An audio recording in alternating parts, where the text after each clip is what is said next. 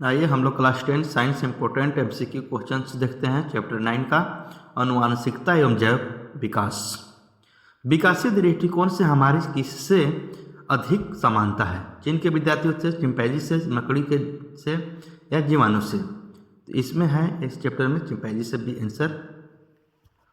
पुस्तक the origin of species किसके द्वारा लिखी गई है? Charles Darwin. प्रत्येक जनन कोशिका में कितने क्रोमोसोम होते हैं? कितने होते हैं? इसका आंसर होगा बी 23 जोड़े। मानव में क्रोमोसोम गुणसूत्र की संख्या होती है? आंसर सी होगा 46। जनन कोशिका में गुणसूत्र कितना होती है? 1 होती है।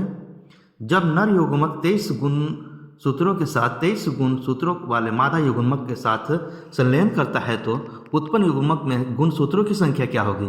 46 होगी। ये आंसर होगा। मानव में लिंग गुणसूत्र होती है सी, ए और बी दोनों, XY XX। अगर किसी व्यक्ति का लिंग, इसका आंसर होगा ए बी। संतान का लिंग निर्धारण किस पर निर्भर करता है? बी पे, पिता से प्राप्त गुणसूत्र पर। अगर संतान को पिता से X गुणसूत्र मिलते हैं तो उसके अनुगत क्या होगा? ए स्त्री होगा। स्त्रियों में गुणसूत्र होते हैं बी, इसका आंसर होगा XX। स्त्री में XX होती है और पुरुष में XY होती है। यहाँ पूछा है स्त्रियों में गुणसूत्र XX, बी आंसर होगा। आनुवांशिकता का सिद्धांत किसने प्रतिपादन किया है? इसका आंसर होगा मेंडल ने। ए, परिस्थितियों के कारण जीव अपने आप में जो परिवर्तन लाते हैं वह कहलाती है? ए होगा अनुकूलन। जो जीव अपने आप को परिस्थितियों के अनुसार परिवर्तित कर पाते हैं प्रकृति, वह यह घटना कहलाती है। डार्विन का सिद्धांत क्या कहलाता है? इसका आंसर ए होगा सरल जीवों से जटिल जीवों का निर्माण। वैसे जीव जो आपस में प्रजनन कर अपने जैसी संतान उत्पन्न करती है क्या कहलाते हैं? बी आंसर होगा एक प्रजाति। आपस में प्रजनन करने वाले जाति के समूह को कहते हैं? इसका आंसर होगा बी आबादी। ऐसे अंग जिनकी संरचना और उत्पत्ति समान है लेकिन कार्य के संपादन में भिन्नता होती है वे क्या कहलाते हैं? ये समजात अंग। मनुष्य और गाय के अंगपाद आपस में क्या होते हैं? समजात अंग होते हैं। पक्षी और तितली के पंखे कैसे अंग हैं? इसका आंसर बी होगा असमजात अंग होगी। नेक्स्ट क्वेश्चन देखते हैं। पत्थरों पर प्राचीन जीवों के अवशेष चिन्हों को क्या कहते हैं? इसका आंसर सी होगा जीवाश्म। जीवाश्म की आयु ज्ञात करने का तरीका क्या है?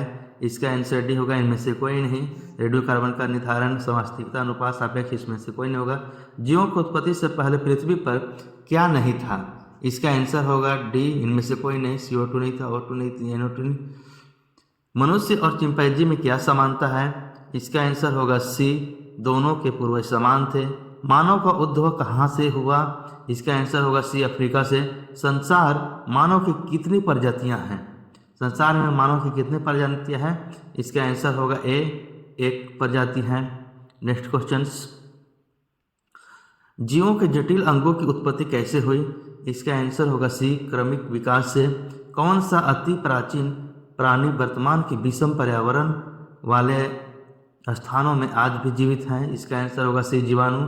जीवन की उत्पत्ति किससे हुई है? इसका आंसर होगा ए, अजैव पदार्थों से हुई है।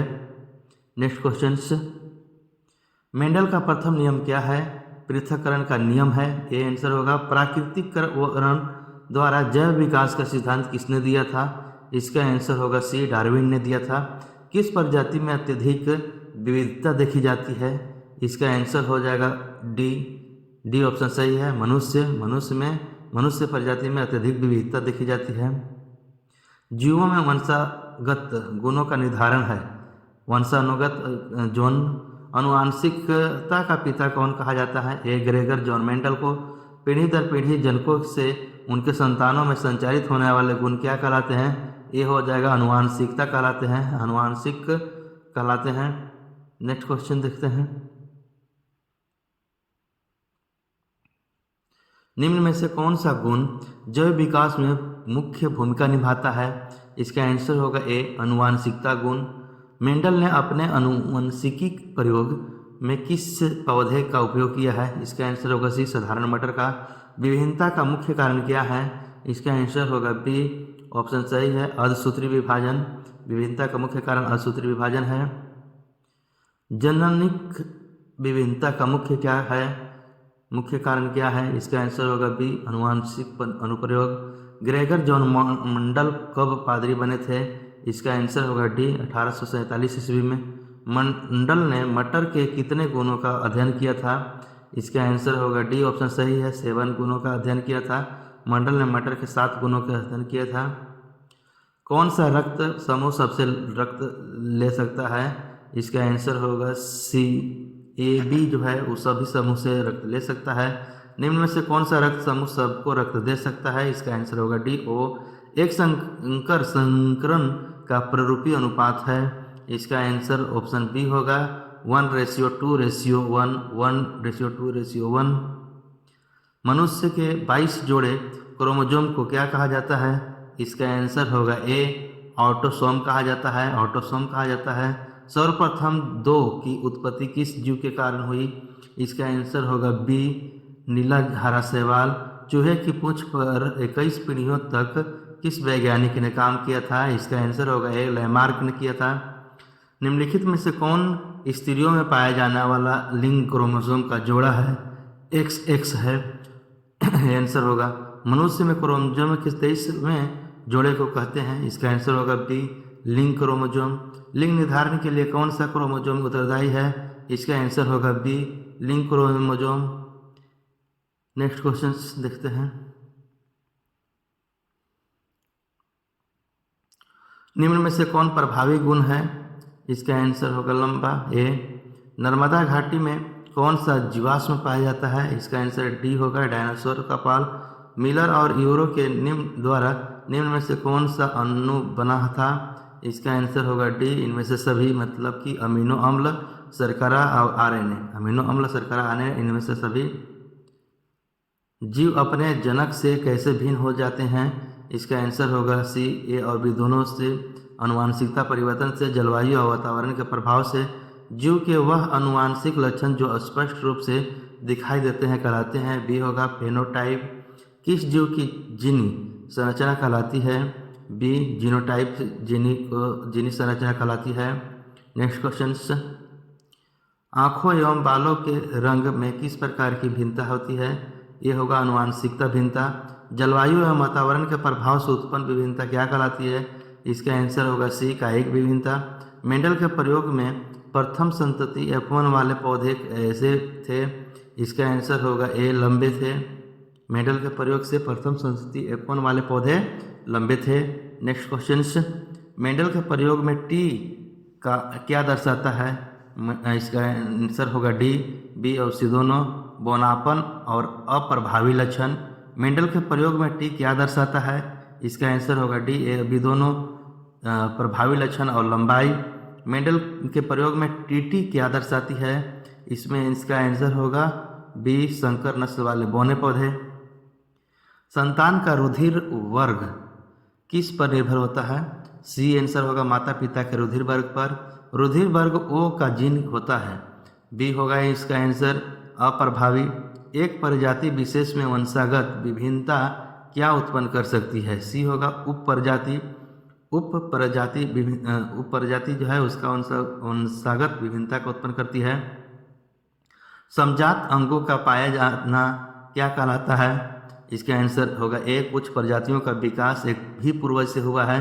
जंगली गोभी में किस सब्जी का विकास हुआ है? डी होगा इनमें से सभी, फूलगोभी, ब्रोकली, पत्ता गोभी। मनुष्य का सबसे करीबी संबंधी कौन सा है? इसका आंसर हो जाएगा सी, चिंपैंजी। चिंपैंजी मनुष्य की सबसे करीबी संबंधी है। जीवों में अनुवांशिक विभिन्नता विभिन्न उत्पन्न होती है। इसका आंसर होगा डी, इनमें से सभी। DNA के कारण, परिवर्तन के कारण, अनुवांशिक अनुप्रयोग के कारण। निम्नलिखित में से किस प्रकार के जनन से उत्पन्न संतानों में विभिन्नता स्पष्ट रूप से दृष्टिगोचर है? इसका आंसर होगा बी, लैंगिक जनन। अनुवांशिक जीव विज्ञान की वह शाखा है जिसके अंतर्गत अध्ययन किया जाता है अनुवांशिकता एवं भिन्नता का। लिंग का निर्धारण हो जाता है निषेचन के समय। वह प्रक्रम जिसके द्वारा नए जीव उत्पन्न होते हैं कहलाते हैं। ये आंसर होगा जनन। जिन व्यवस्थित होते हैं केंद्रक में। नेक्स्ट क्वेश्चन देखते हैं।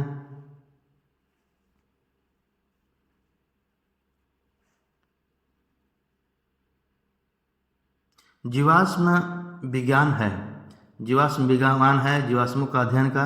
लाल रंग के अंगों की संख्या क्यों घटने लगती है? इसका आंसर होगा बी, पहचान के कारण आयु से हिस्टोन प्रोटीन पाया जाता है। हिस्टोन प्रोटीन पाया जाता है, इसका ऑप्शन बी होगा सही जिनमें। नेक्स्ट क्वेश्चन, प्रारंभ में सरल प्राणियों का विकास वर्तमान के जटिल प्राणियों में किन क्रिया द्वारा हुआ है? सी होगा जैव विकास द्वारा। असमजात अंग का निम्न में से कौन सा उदाहरण है? ये होगा पक्षी एवं मधुमक्खियों के पंख द्वारा। आनुवांशिक विभिन्नता का मुख्य कारण क्या है? डीएनए का नाइट्रोजनी क्षारकों के अनुक्रम में परिवर्तन के द्वारा। हमारे चैनल को लाइक, शेयर एंड सब्सक्राइब करें। ऐसे ही क्वेश्चन और करेंट अफेयर्स आपको हमेशा मिलते रहेंगे और आप सदा अपने रिजल्ट को बेहतर करते जाएं। धन्यवाद।